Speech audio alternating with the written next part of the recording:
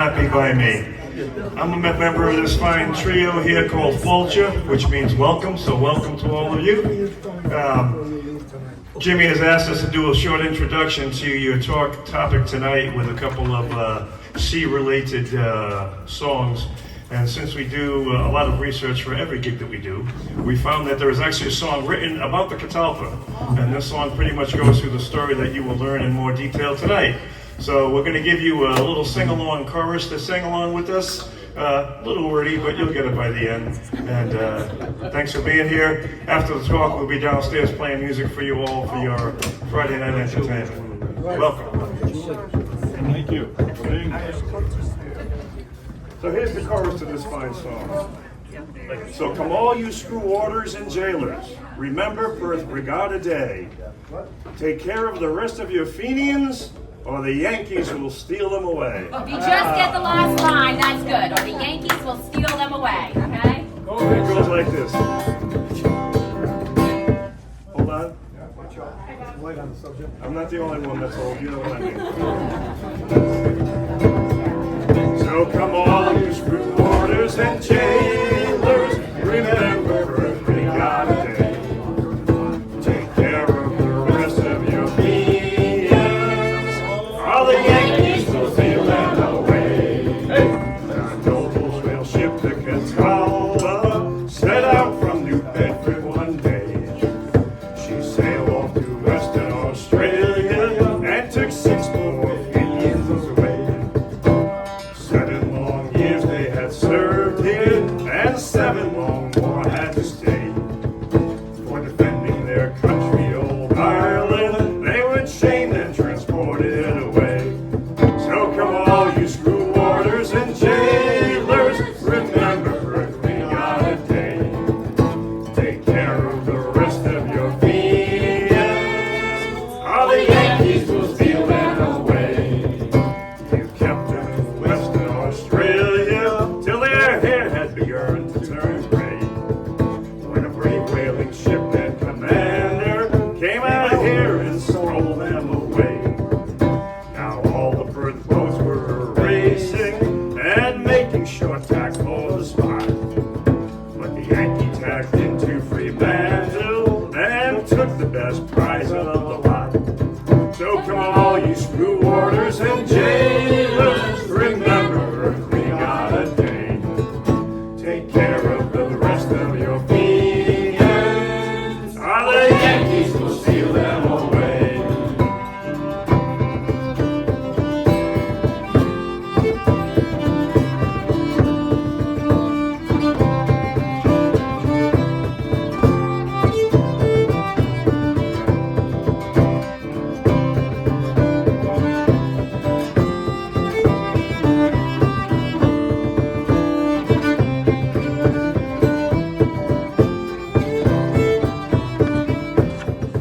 The Georgia, she sailed out with guns ready, intending the Yankee to take. But they hoisted the Star-Spangled Banner and left the Georgette in their wake. So remember those 6 Fenian heroes who escaped over to America and joined in the toast of their bravery of the Yankees who stole them away. So come all you screw warders and jailers, remember Perth Regatta Day. Take care of the rest of your Fenians, or the Yankees will steal them away. Now they've landed safe in New York Harbor, and the crowd there to greet them did cry. So we'll hoist up the green flag and shamrock, for all Ireland we'll fight till we die. So come all you screw warders and jailers, remember Perth Regatta Day. Take care of the rest of your Fenians, or the Yankees will steal them away.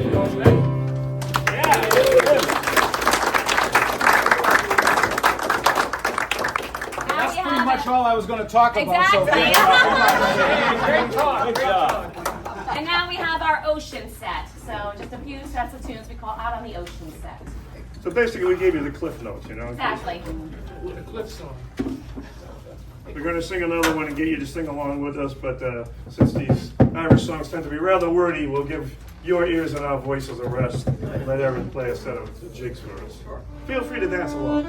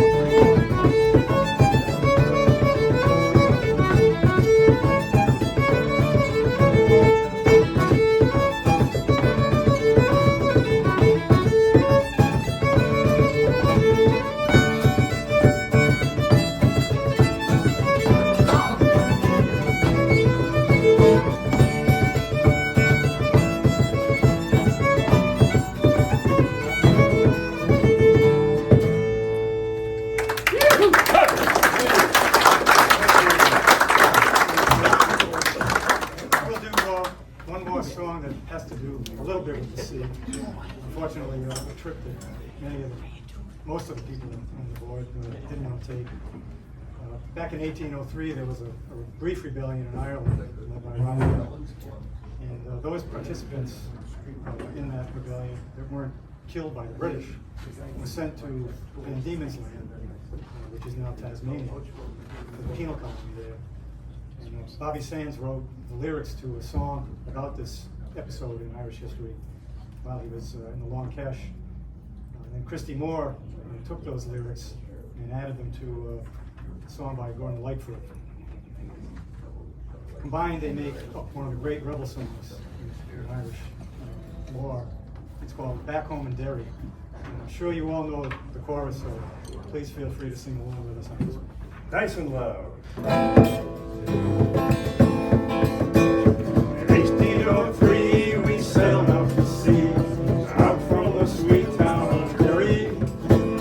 For Australia bound, and we did no hold round, and the marks of our feathers we carried. Plus the iron chains we signed for our way, with good women we left in sorrow. Mainsails unfurled, our curses we hurled on the English and thoughts of tomorrow.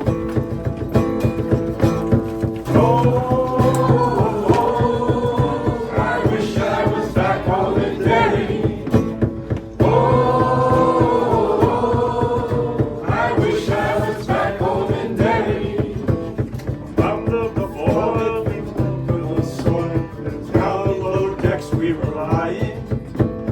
Dougherty scream open out of ring free. Visions of Paul Robert dying. Sunburned cruel and we dished out the brew. And O'Connor was down to fever. 60 rebels today bound for Motive. Many will reach their receiver.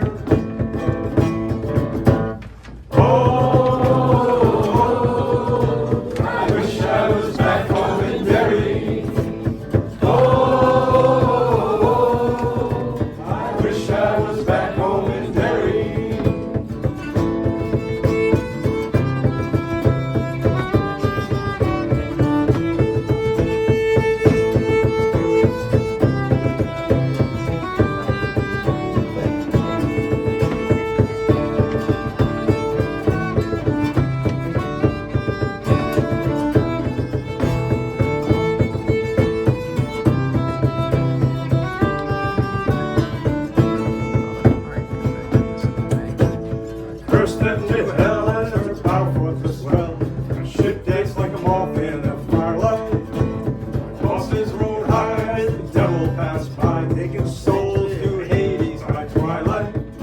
5 weeks out to sea, we were now 43. Comrades we buried each morning. And in our own slime, we were lost into time. Endless night without morning.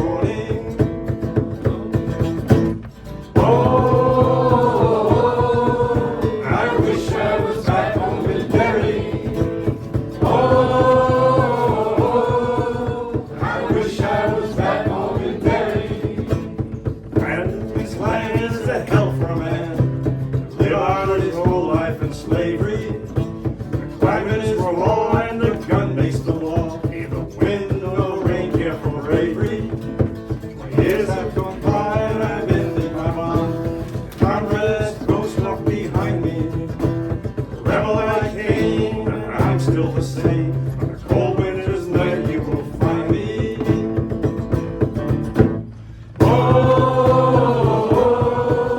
I wish I was back home in Derry.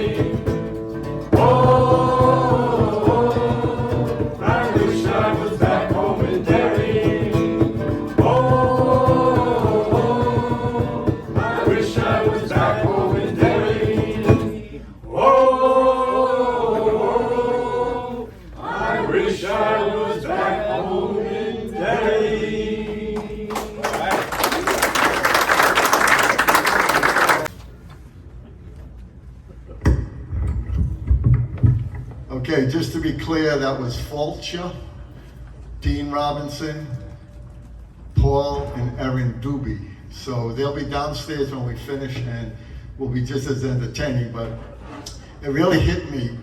That was a culmination of what we try to do here with the 1916 committee, combining Irish history, Irish culture, Irish American history, Irish American culture. And this is what it's all about. So I want to welcome everybody to the lecture. This is another in our monthly series of lectures. And tonight it's obviously on the Catalpa, as people know, but it wouldn't be right to start this without mentioning that without the Rhode Island Irish Gaelic Club, we wouldn't be here. This is a very important building and club.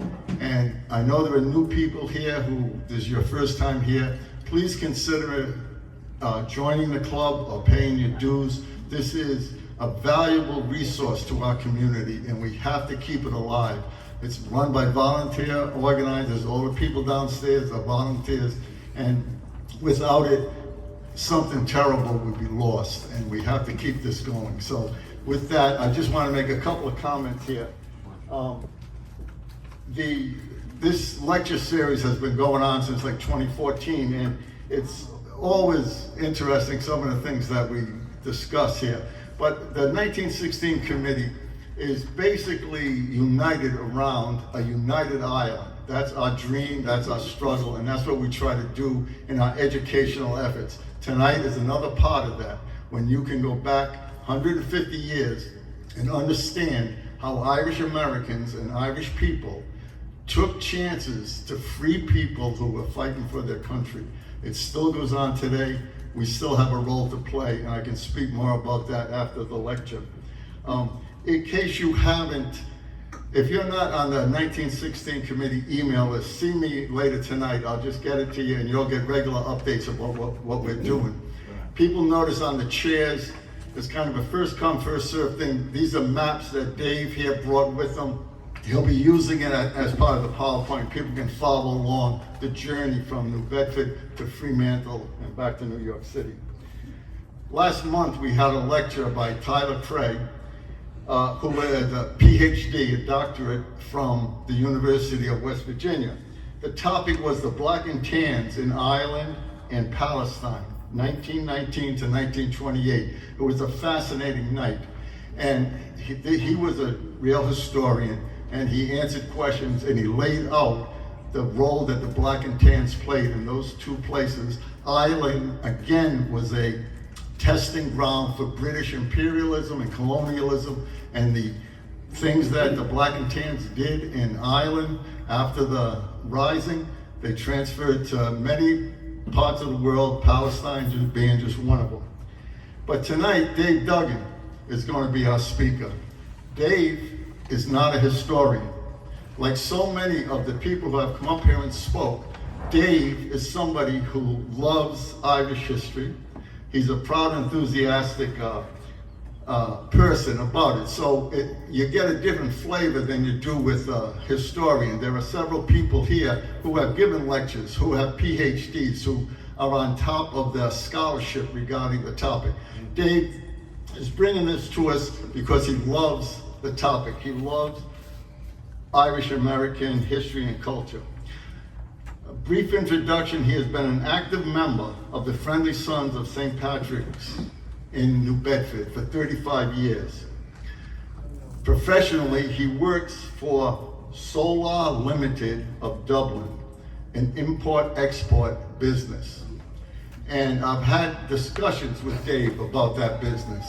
And Dave isn't selling or importing those plastic leprechauns or kiss me I'm Irish pins. This is top shelf, high quality stuff. And he's going to give a very entertaining thing tonight, and later on he'll be downstairs and have a pint maybe. And if you want to get his Irish up, ask him what he thinks about Trump's tariffs. And we'll get him that. And I mentioned in an email, and this is so true, I spent a great afternoon with Kevin Doyle and George Doyle in New Bedford with Ed Johnson. This guy is a true son of New Bedford. It's really, it was exciting to listen to him get so excited as he gave us the grand tour and everything. But enough about that. Let's just hear the story from Dave now. This is going to be fascinating, and please pay attention. There'll be questions and answers at the end, okay? Take it away. Thank you.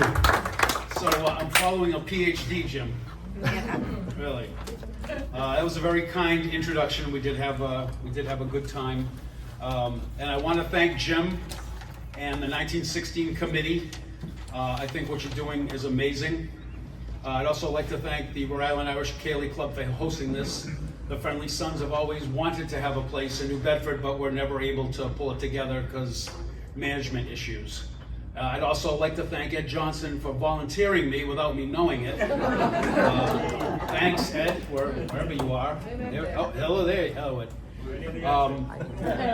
So I'm delighted to be here, and I'm very passionate about the Catalpa because growing up in the Irish community in New Bedford, if you went into anybody's house, guaranteed you'd walk in the living room and there'd be a picture of John F. Kennedy, there'd be a crucifix, there'd be the Pope, and there would be something kind of similar to this photo that I have here. And this was widely distributed to anybody who was anybody in New Bedford. We have a very strong Irish community.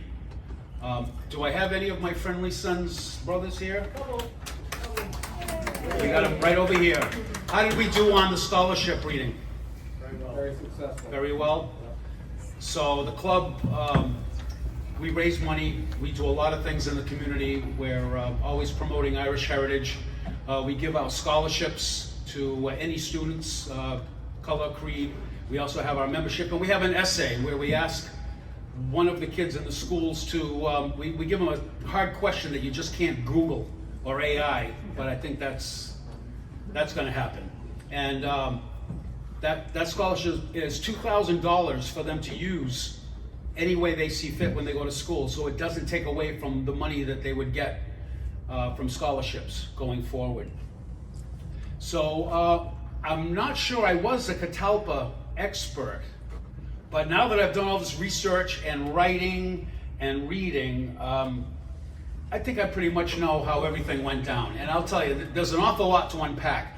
So I printed up all of these maps that you see here, and this will just give you an opportunity to kind of follow along, because they did a good job. This was a program we had in New Bedford, May of 1993. It was one of the first years I was in the club.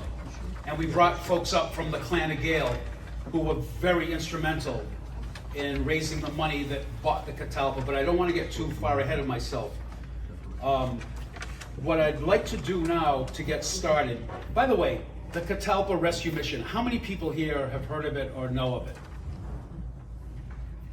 Oh, shoot. Okay. How many of you are like super Catalpa files that know every little? I just want to make sure I get my dates right.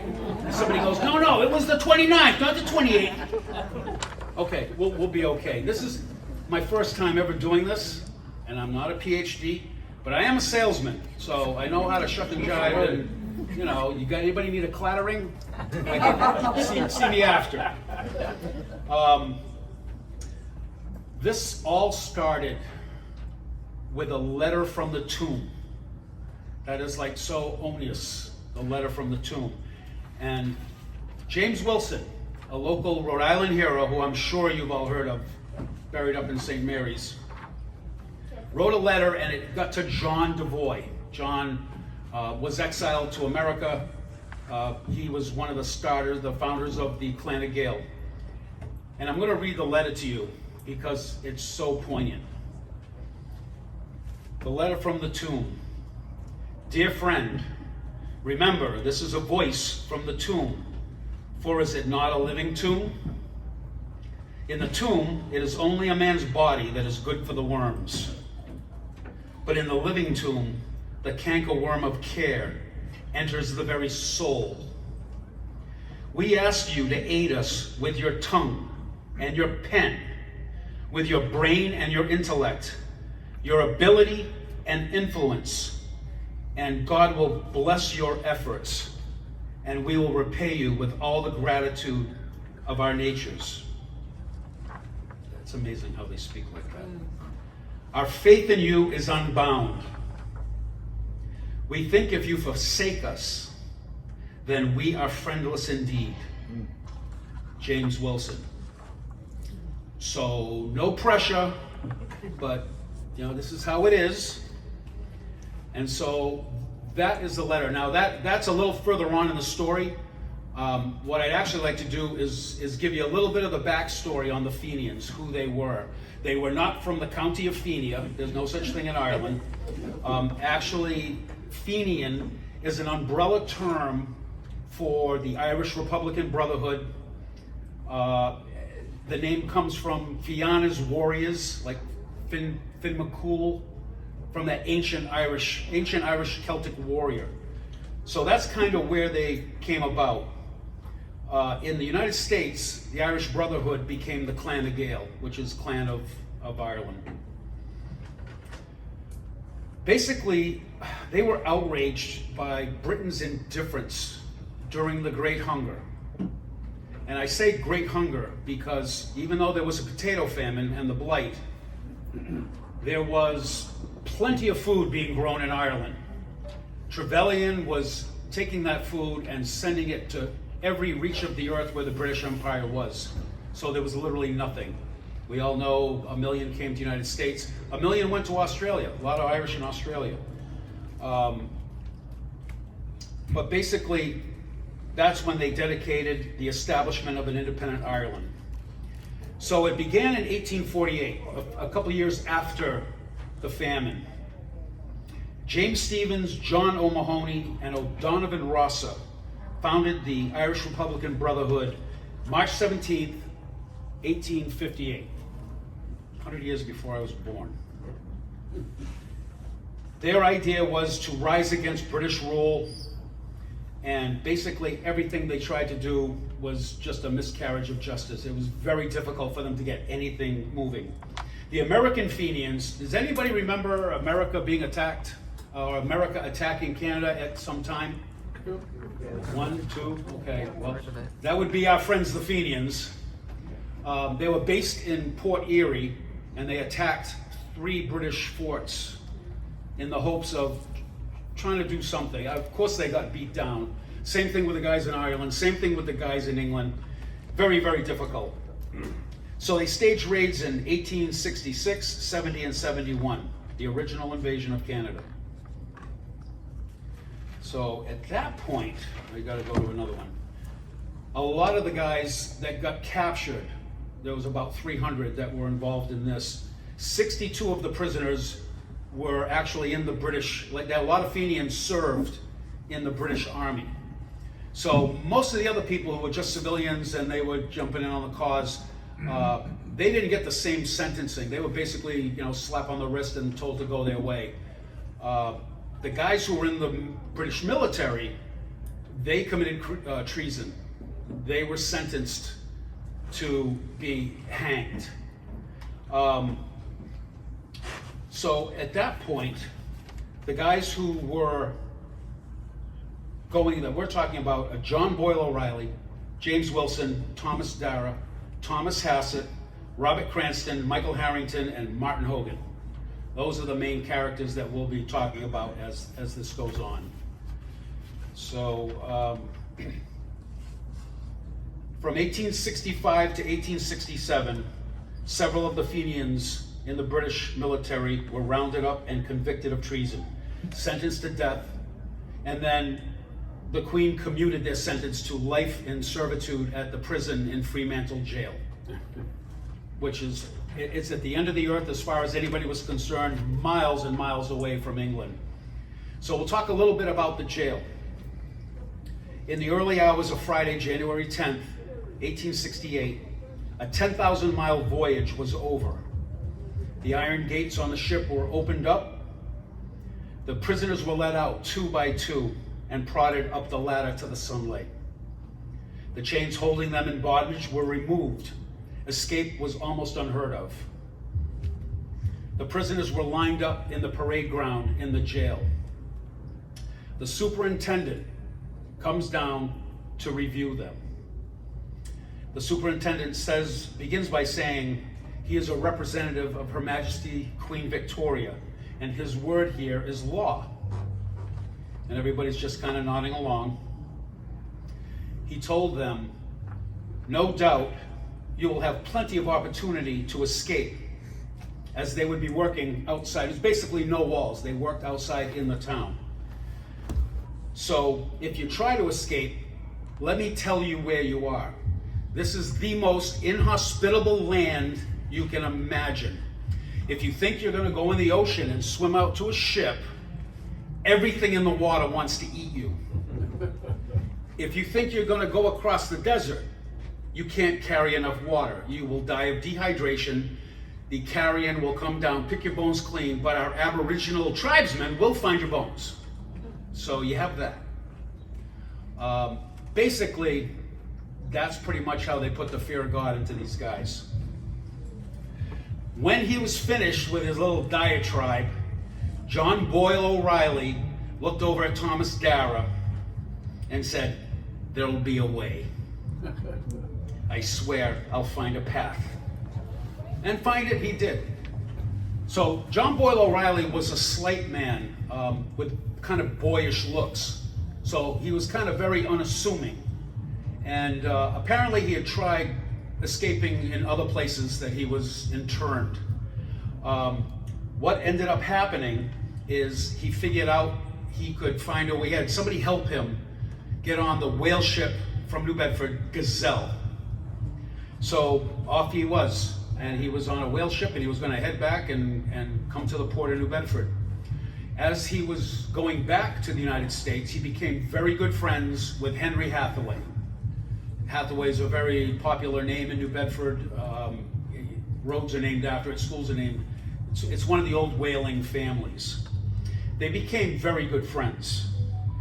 Mr. Hathaway was very sympathetic to the Irish prisoners, and his passion about it was aroused. So they get back to the United States. John Boyle O'Reilly ends up becoming a reporter. He ended up at the Pilot in Boston later, but he was doing, everything was kind of happening in New York. That's where the clan of Gael was strong. Philadelphia, it was strong. So originally, to rescue these guys, they were thinking of some kind of military incursion.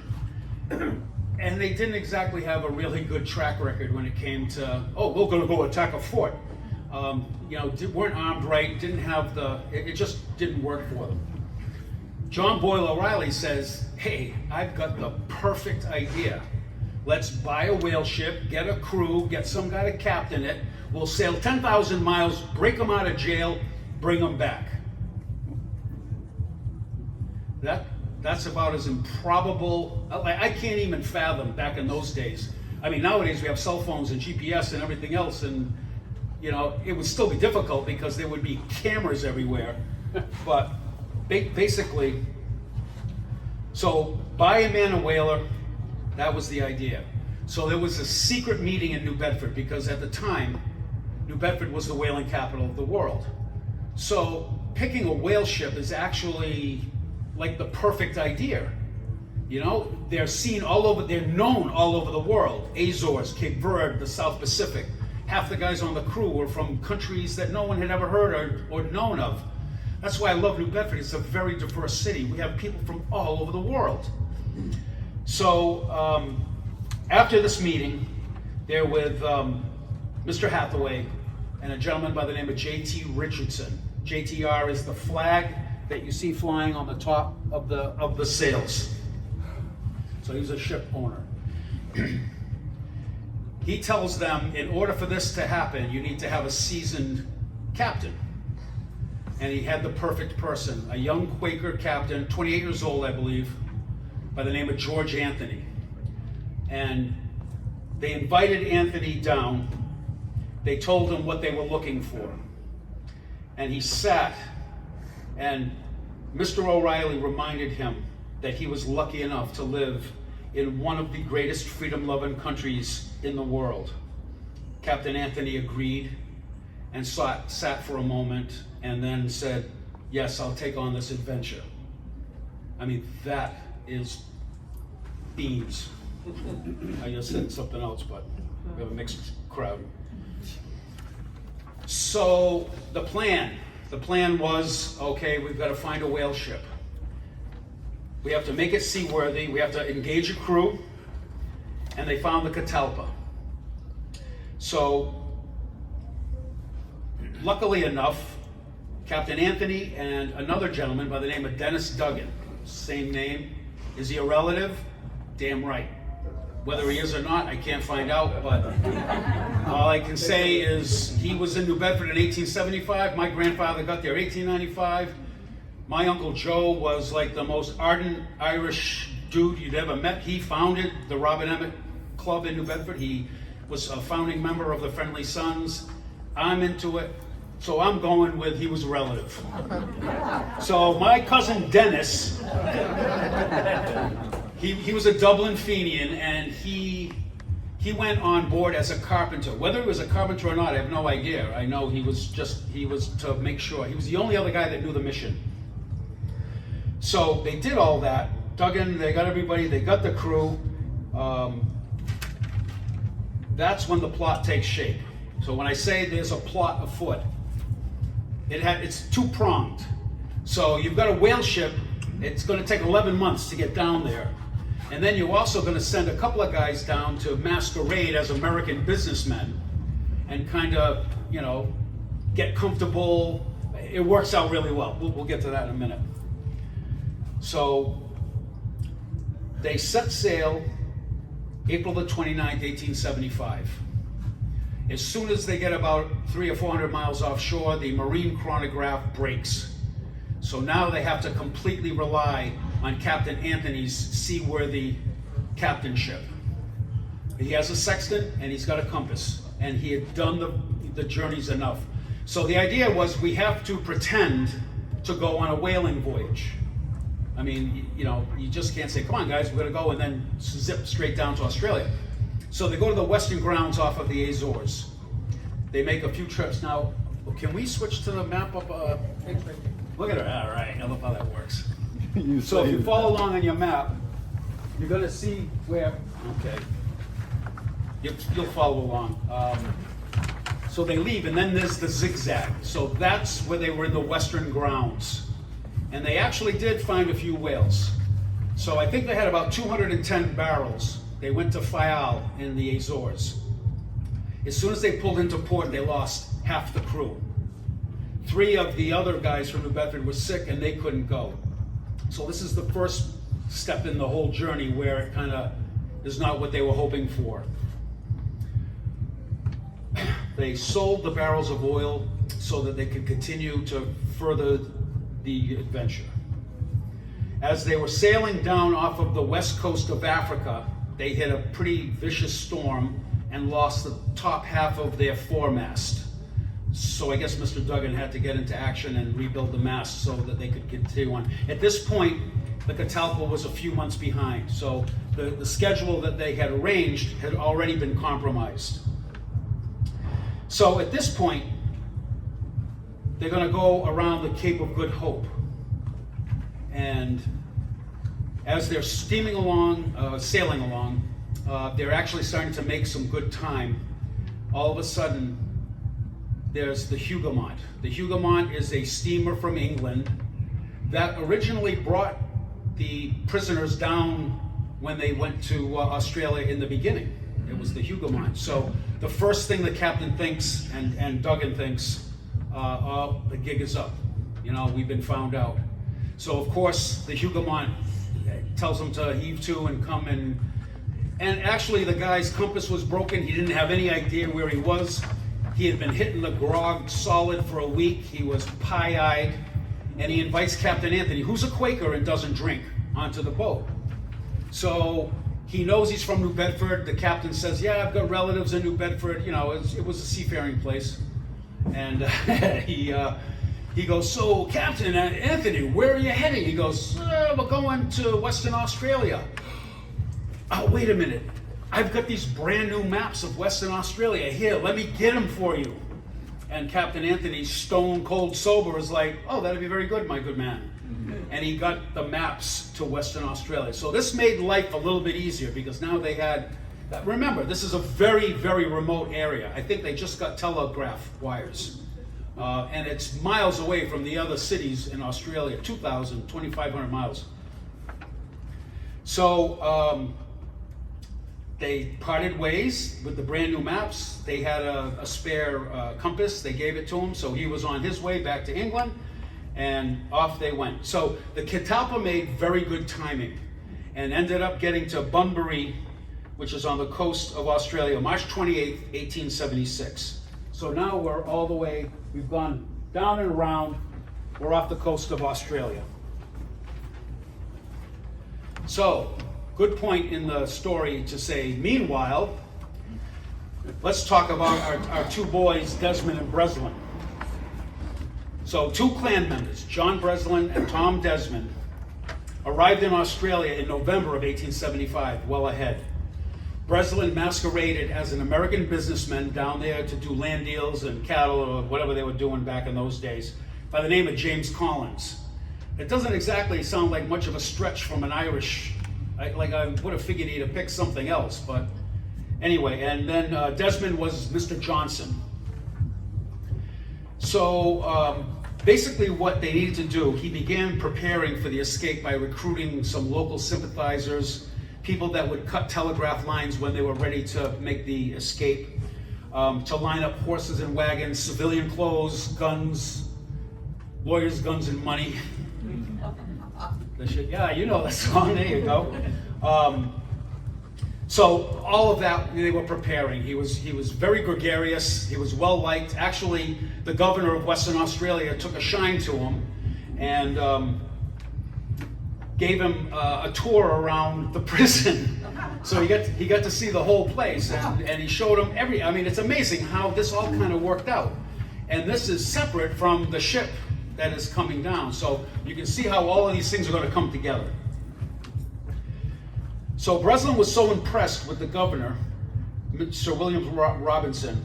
He hosted him personally, conducted a tour. The prison was very secure and well guarded. Breslin realized that they had to launch the escape from outside of the walls. So he enlisted Father Patrick McCabe. He was a local priest. He was definitely a sympathizer to the Irish guys.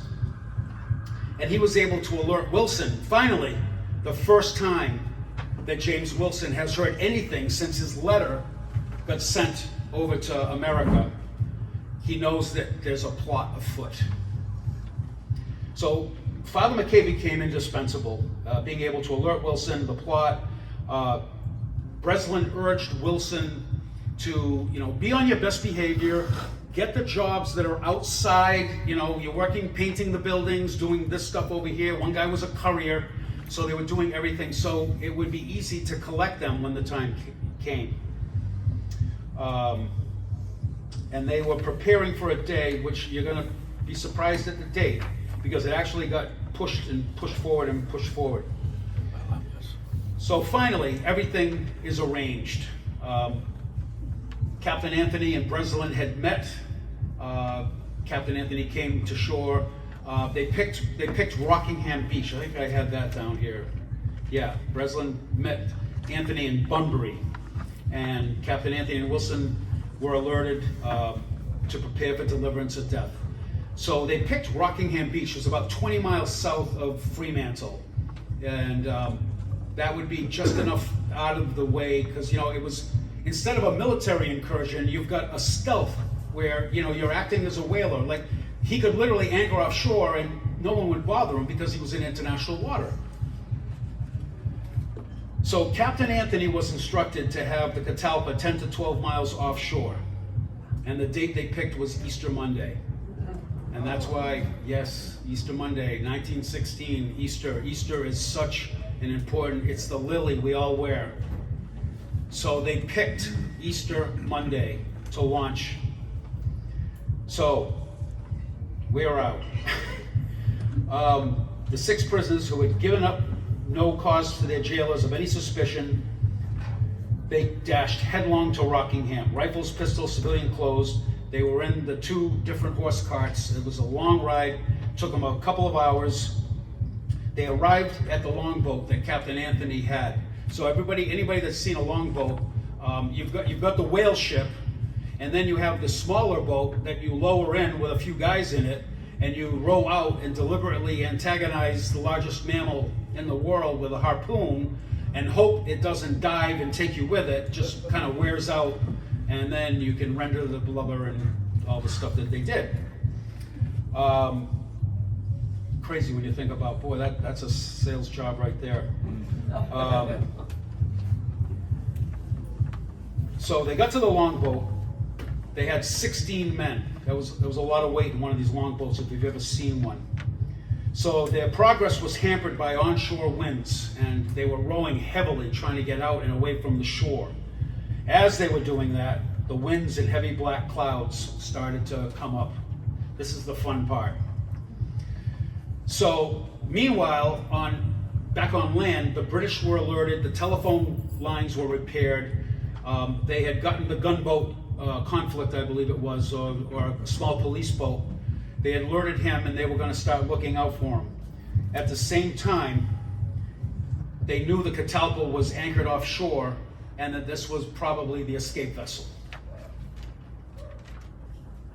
So off they go, and they're rowing, and then the gale kicks up, and then the mast breaks, and they're rowing like mad. And somebody's got to be bailing out because they're in troughs with white-crested waves on either side, and it's crazy. It's so crazy. One of the prisoners looks up at Captain Anthony and says, "Captain, have you ever seen it this bad?" And Captain Anthony says, "I've seen this as nothing. This happens all the time. I've seen worse." in his mind is, we're never going to see land again. We're all doomed. They managed to keep the boat afloat, and they forced their way through the gale. In the morning, the gale subsided, and hope returned to the men. They saw the Catalpa. Actually, the Catalpa was between them and shore. They had actually gone and drifted well past it. So at this point, the man in the crow's nest on the Catalpa saw the little whaleboat. Now mind you, in rough seas, that whaleboat has a very low profile. Not easy to see. They did happen to look the other way and notice that the police boat from the British Navy was bearing down on the Catalpa. So at that point, where am I? Sorry about that, I lost my place. The longboat was approaching and reported to Smith, who was ordered by the ship to make way for the longboat. So they kind of went their way toward the longboat and were able to pick them up. So the other boat was racing, but the guys were pulling like crazy, and they got there minutes before the police boat. And this guy had a good sense of humor. As they scrambled to safety, Captain Anthony called to Mr. Smith to raise the American flag and shouted to the police boat, "Gentlemen, you have lost the race." The English captain saluted and said, "Okay, goodbye, Captain," and he turned around and went off. So everybody thinks like, hey, we're good. The rescued men cheered, and the best dinner that the ship could supply was put before them. After 10 years, the men ate a hearty meal and slept peacefully for the first time. You would think that was it, but there's more. So, enter the Georgette. The Georgette was a steamer that was outfitted as a gunboat. And the next morning, they were pissed, and they knew that they had been had, and it was definitely this whale ship. But now, at this point, sails had been set. They were pointed with westerlies and heading away from Australia. But the steamer started bearing down on the Catalpa and actually fired a shot across the bow.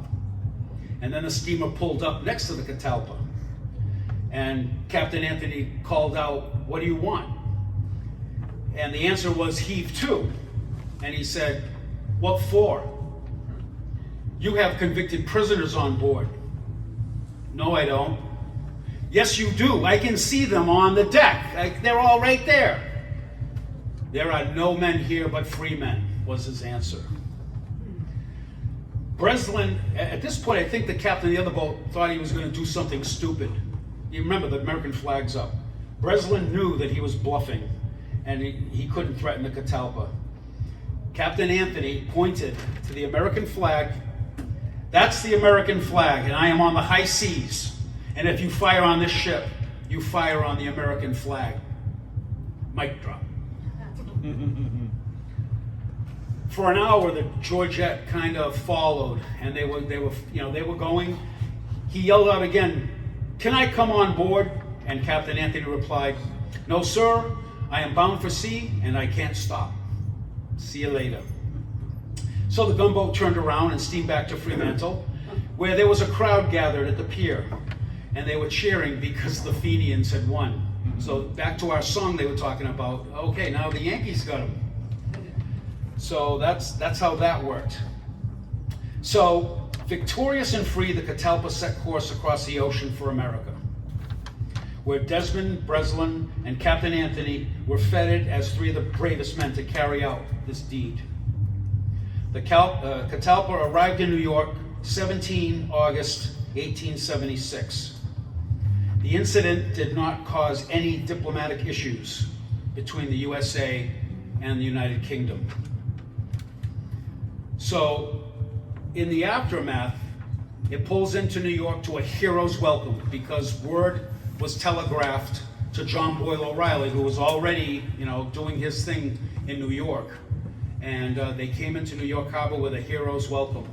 And now what I'd like to do is just go down the list of the accomplishments. All of these men were able to live very productive lives after being rescued.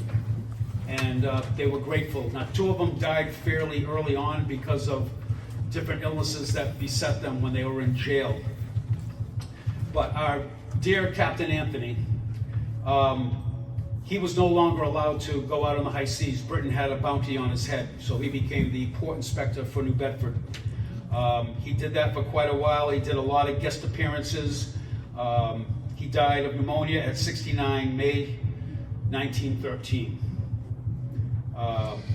John Boyle O'Reilly never actually joined the Clan of Gael, although without his example and support of the voyage of the Catalpa, doubtless it would have occurred. He died peacefully at home in Hull, Massachusetts in 1890. John Devoy remained among the leaders of the Clan of Gael his entire life and funneled money and arms to Ireland for the emerging Gaelic League and Sinn Féin and ultimately the Easter Rising of 1916, which brought about a free Ireland. Robert Cranston married soon after his arrival in New York and settled there, working for a leadership in the Klan. Martin Hogan moved to Chicago, also remaining active in the Fenian affairs.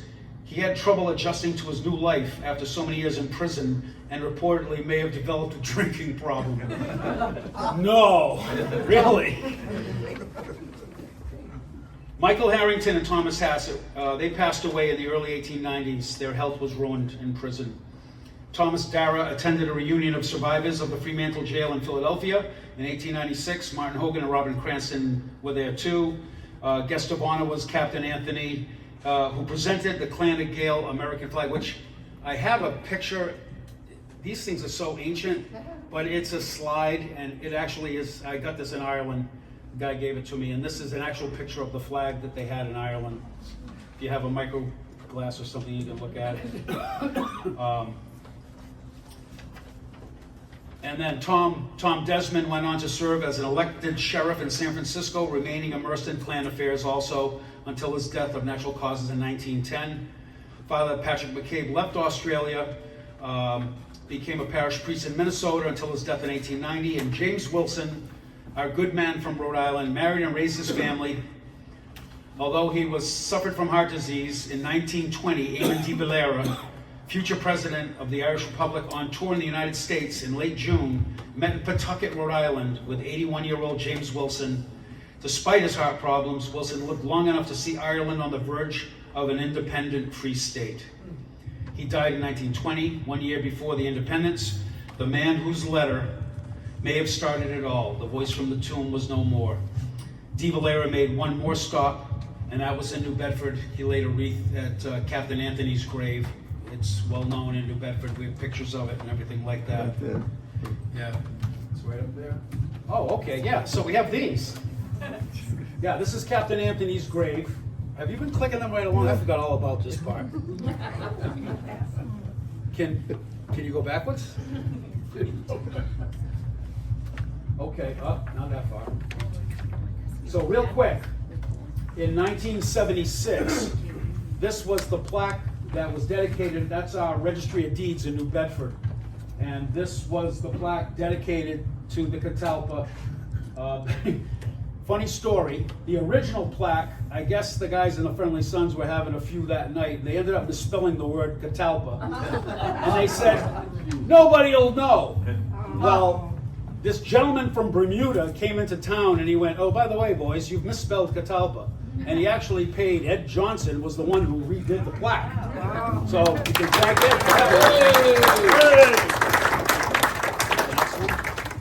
He spelled Fenians wrong. Everything else right. We checked it. The next one after this.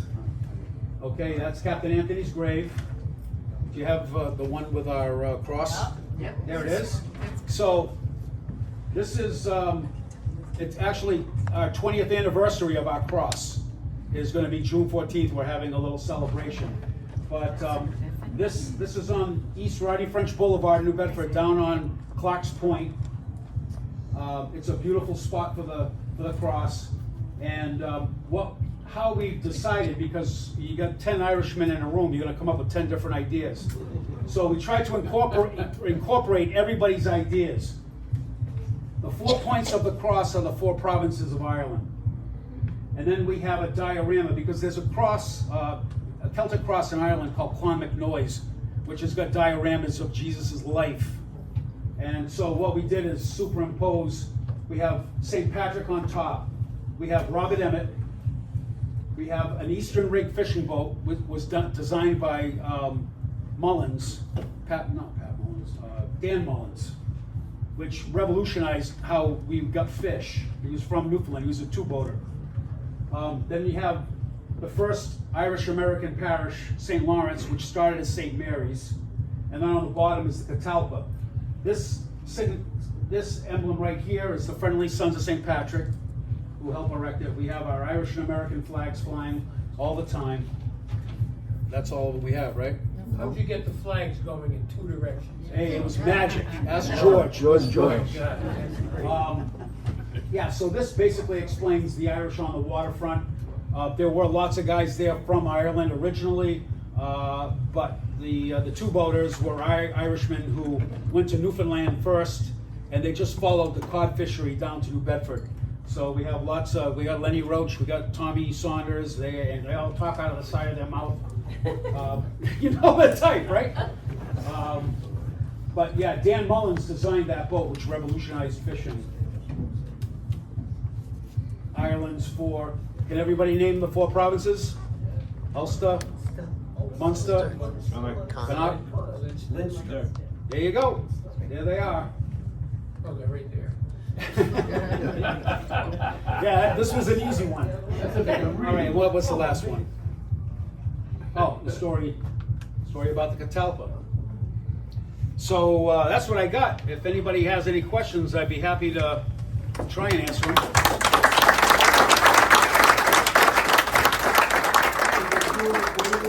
Pardon me? Way back, they doing whaling. Did I do any? Did they do it? Who, the oh yeah, no, the Catalpa, at one point in the 1840s and 50s, there were 325 whale ships in and out. And mind you, when they started whaling, the Quakers in Nantucket, the whales were literally 200 feet off of the island. They just go out in small boats, stab one and drag it to the beach. Nantucket has a very shallow harbor, if you've ever been out there. Virtually impossible to get a ship with any kind of, 12-foot depth. So that's when Mr. Roach, he bought 10 acres of land in New Bedford because it was a deep harbor right up to land. I mean, they had plenty of depth. And that's where they wanted to get their product on the mainland, because everything on Nantucket, it's 50 miles out to sea. I mean, you got to get it on schooners to the mainland and then distribute it. So, and they did, spermaceti candles were prized because they didn't give off any black soot. So if you're a wealthy homeowner, you don't want to have black soot on your beautiful white ceilings. So these were prized in England. And then basically whale oil was the first energy industry. It lit lamps, it greased machinery. You would use it to light stuff. I mean, it was literally the first energy industry. And ironically, when they discovered petroleum in Pennsylvania, the guy brought some of it to Nye Lubricants in New Bedford, and they literally showed him how to turn oil out of the ground into usable kerosene. So we literally nailed our cop and shot. But it was going to happen, and these guys, they were going further and further out to get whales. The last trips in the 1870s, 80s, they were going up into the Bering, and famously, I think about 120 of them got stuck in an ice floe up there. And it just became, they were literally decimating the whales, as we all know. I mean, whales have made a nice comeback, and now people can go out and see them as they go up and down the Atlantic and the Pacific coast and everything. But, it just needed to. And they took their millions and millions of dollars and poured it into textiles, and then made their money there. And then the fishing industry came along. And so, New Bedford's always been on that roller coaster of, boomtown and then desperate times. And I think right now we're pulling all of our buildings look beautiful. We've got great restaurants. We've got so much going on in downtown. If you ever have a chance to come out, we've got the Cove Walk, and you can walk up on the dike, and it's really cool. We welcome you to come on over. We'll come and visit you, but come on over to New Bedford. Yes? Are you familiar with a well-known Irish neighborhood in western Massachusetts in Springfield called Hungry Hill? I've heard of it. Well, they're the ones that had a big neighborhood of Irish there from way back when, and they started a great club up there called the John Boyle O'Reilly Club. Yes. Right. Oh, Yes. I just saw that. Yeah. I was a member of that many years ago, but I was just thinking, I don't recall, how is it again that O'Reilly, who was a cousin of mine, because I'm O'Reilly, that's it, all right? That's right. We're all damn related. How is it that he snuck away before the others did? Because he was originally there with the group, wasn't he not? Is that what you said? He was a sneaky little bastard. Ah, he was. No, We all are. from what I read, he was very slight in stature and had boyish looks. So I guess the way they put it is he was very unassuming, and so somehow he just, maybe he dressed up like a girl and just walked right past them all. But I don't know exactly how it happened. All I know is that he had escaped before and they caught him. And they thought by sending him down there, it's like, well, there's no way he ain't going anywhere. And he looked right over at the other guy and he said, there's a way, I'll get out. And so when I was talking with Kevin and George, I understand that Brendan Gleeson is looking into the Catalpa as possibly a feature film. I was just thinking about that. Wouldn't that have it all? Maybe we get the Affleck brothers or Mark Wahlberg, throw a little bit of the Boston accent into A everything. Fenian Moby Dick. Yeah. Sean Jackman, Friendly Sons. Any idea of what crimes the 6 original Fenians committed? Like why they were sent to Freemantle? Yeah, basically. Irish. Yeah, no, I think that was the crime back then. That's probably the simplest explanation, but they were all plotting against. They were in the British Army, and they were all kind of plotting of ways to overthrow. Right. And they were ill-equipped and underarmed, and they didn't have enough guys. And every time they tried to do something, that's why the Catalpa is so bloody important, because it's one of the only times that they were able to pull something off. Because the British was mighty and they were very hard. And you know how cruel. You watch that movie Michael Collins, that guy that they brought over to Dublin, what a bastard. And he got blown up. Oh, whoops. So, yeah, I mean, that's why I think it's such a cool. Now, mind you, I was at a trade show. We just had a trade show down in New Jersey, and my boss and his fiance came over, and I told him that I was going to be doing this Friday night. And I said, yeah, I'm going to be giving a talk on the Catalpa Rescue. And he looked at me like I had 2 heads. and he said, what's the Catalpa Rescue? They were both born and bred in Dublin, and neither had heard of it. So then I started talking to a few other of the Irish, and I'm like, basically the Irish, they just want to be productive members of the European Union. Like, they try to put the troubles behind them, especially down in the Republic. They just kind of want to put it behind them. And so, they know about these things. They certainly know about Bobby Sands. He's a hero. But they very much would like to see some kind of way of the 6 counties becoming united, because I really don't know where they're going to go. Britain doesn't want any part of it. They, the Unionists that are up there. We have a good friend who's from Derry, and we've been to Derry. My family and I have all gone. Ed went with us, and I mean, you can still see it a little bit. Like, they look identical, but this guy hates this guy, and it's just because one's Catholic and one's Protestant. And as Americans, we just don't. I don't get it. It's like, you guys look like brothers. Oh yeah, but he likes the Pope, and I like the Archbishop of Canterbury. I'm like, and that's it. So, and of course, it's more than that. It's power. It's voting. It's owning property. There's so much more to it. But if you have an opportunity to go, I recommend it, because they love Americans, and you tell them you're an O'Reilly, they will pinpoint where your family came from, and where you're related to Robert. He was the guy down there on the end of the. And it's like, West Clare. West Clare, of course, yes. There was every time we talk about the Catalpa, people will often say, "Boy, that would make a fantastic movie," as you mentioned. Yeah. But I remember seeing somewhere, PBS, I think, Yes. a documentary that was excellent. That was an hour long, and there's a famous case in Rhode Island, John Gordon, who was an Irishman, the last man executed in 1847 or so. Yeah. And Ken Dooley's writing a play about it. He already did it, and now he's doing a screenplay So there's a great Hollywood opportunities in the Yeah. Irish history, and we hope that it gets to where you. I think so, because quite frankly, I think they're running out of ideas. If I see another Avengers or Thunderbolts or DC Comics. yeah, it would be. I think it would have everything you need. You know, you got the sorrow, the joy, the happiness, the laughter. I mean, what you could do with the drunken captain getting the free maps, the brand new maps. I mean, Jack Black. yeah, Jack. Just the whole adventure of them Oh. planning the whole thing and How it dressing came it, together. remarkable. How it came together, it's so improbable, but they pulled it off. They pulled it off. Yes. Do you know if either Henry Hathaway or Mr. Richardson were Quakers? And if not, why did they select Captain Anthony to do the mission? I believe most were Quakers. Anybody that was, you know, that was in the whaling merchants. Right. James Arnold, all of the big shots, the Howlands, were all Quaker. And there were Quakers in Moby Dick, too. Oh, very much so. Captain Ahab was a Quaker. Starbuck was a Quaker. Sure was.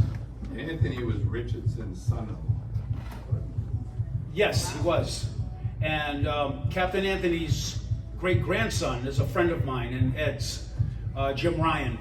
I remember meeting his grandmother Phoebe, and no, Phoebe was his mom.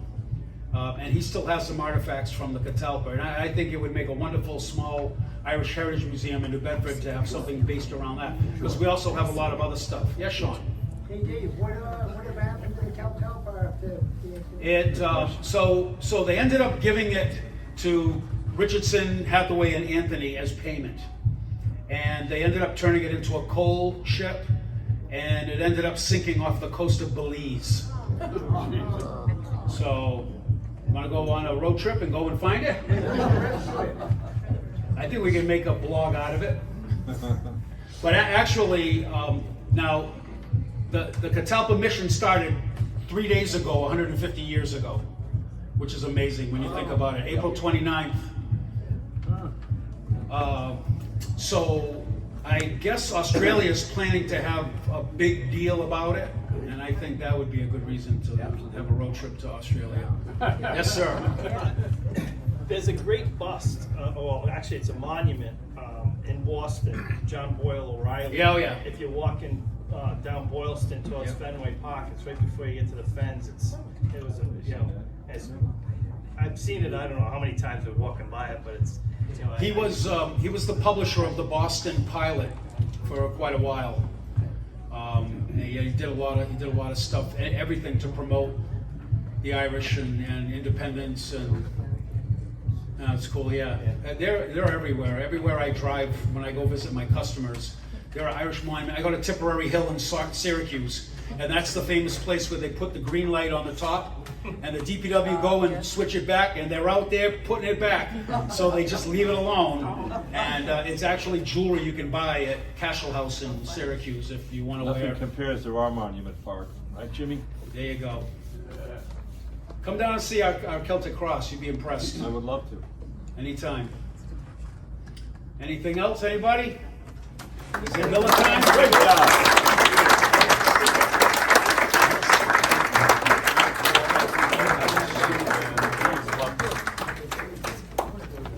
Okay, just if you could indulge me just for a minute or two, great job. It's not easy to come up here and do it. The first time you did it, you pulled it off.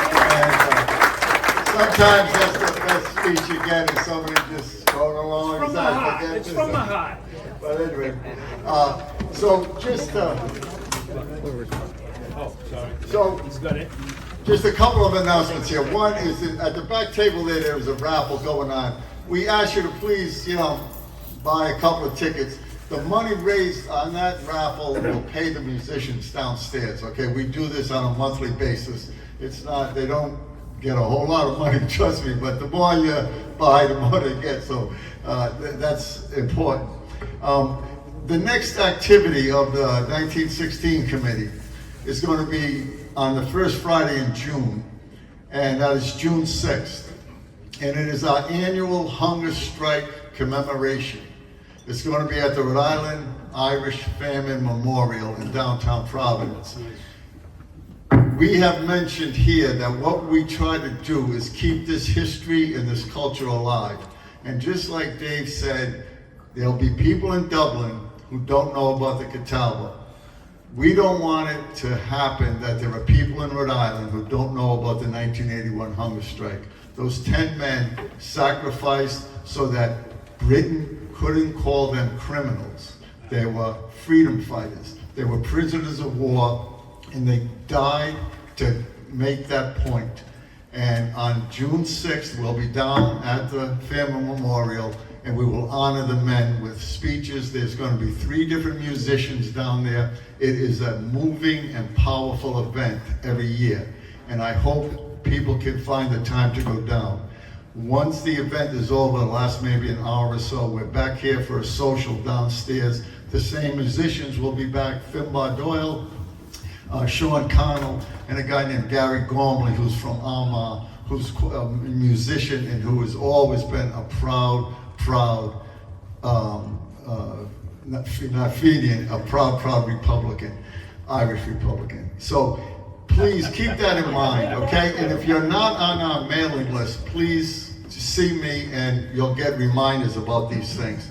On a Cayley Club note, please be aware of the fact that May 31st, a Saturday, is the Cayley Club Membership Appreciation Dance. If you're a member, there's a great time here. It's a Saturday afternoon, 1 to 5. The music is by John Connors and the Irish Express. It's always a good day here. The guys in the kitchen put out a spread that's really something.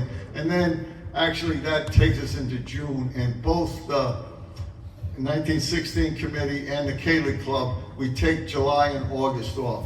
We'll be back in September. The club will open up again and we'll start our lectures again. So the next event that we have is on the 6th of June. Please try to find the time to go down to the beautiful, beautiful Famine Memorial site right on the river. It's a beautiful place to be. It's full of history. You can take a walk around, learn about the famine. There's a monument as well up to the 1916 Easter Rising and the hunger strikers. It would be wrong to not remind everybody that this Sunday, Kevin Doyle's Roscommon Souls will be out at the Blackstone River Theater. Noontime, what time? 3 o'clock. 3 o'clock. And this is, Kevin is a hardcore member of this organization, a hardcore member of Irish Northern Aid going back decades. And he puts on a fantastic show. He grew up in an Irish family. He's a dancer, his sister's a dancer. And they tell the story about his mother teaching them about the dances from Roscommon. So that's the good thing to do this Sunday afternoon. All right, thank you very much for coming. Hope we see you again. Yes, okay. All right, and please go downstairs and, hey, Dave. Yeah.